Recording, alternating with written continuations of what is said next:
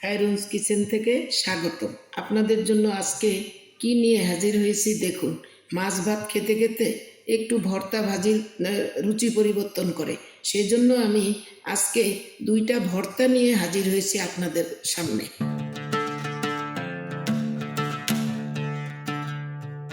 একটা ভর্তা হলো, এটা হলো একটা খেসারির ডালের শাক। খেসারির ডালের গাছ আপনারা দেখেছেন কিনা জানি না, সেই খেসারির ডালের শাক ভর্তা এইটা। আরেকটা হবে লাউ পাতা ভর্তা। এটা লাউ পাতা, আমি এখানে 5-6টা লাউ পাতা নিয়েছি, এটা লাউ পাতা। তো লাউ পাতাটা আমি এখন কেটে সিদ্ধ করে নিব, আর এই শাকটাও আমি কেটে সিদ্ধ করে নিব। এই যে ডালের শাকটা ধুয়ে এইভাবে কুচি করে নিয়েছি, এখন আমি সিদ্ধ করে নিব। লাউ পাতাটা সিদ্ধ করে নিয়েছি, তবে পানি ছাড়াই অল্প সামান্য পানি দিয়ে সিদ্ধ করতে হবে, যাতে পানিটা শুকায় যায়। এটা লাউ পাতা সিদ্ধ। এটা কাঁচামরিচ একটু হালকা ভাজা দিয়ে নিয়েছি। এটা ধনে পাতা কুচি। এটা হলো পেঁয়াজ আর রসুন হালকা ভাজা দিয়ে নিয়েছি।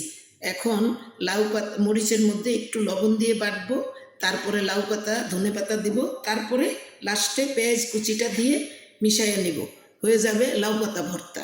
এরপরে করব খেসারির ডালের শাকের ভর্তা। এটা শাকটা সিদ্ধ করে নিয়েছি, ঠিক একইভাবে শাক সিদ্ধ করেছি। এখানে কাঁচামরিচ হালকা ভাজা দিছি, পেঁয়াজ রসুন ভাজা দিয়ে নিয়েছি, আর ফ্রেশ ধনে পাতা কুচি করে নিয়েছি। এগুলাও ঠিক একইভাবে বেটে নিব সব। ইচ্ছা করলে এই ভর্তার সাথে চিংড়ি মাছ অন্যান্য মাছও দেওয়া যায়, কিন্তু মাঝে মধ্যে একটু খালি ভর্তার স্বাদ একরকম এবং মাছ দিলে অন্যরকম, দুইটাই স্বাদ এবং মজা হবে। যখন যেভাবে ইচ্ছা সেইভাবেই খাওয়া যায়।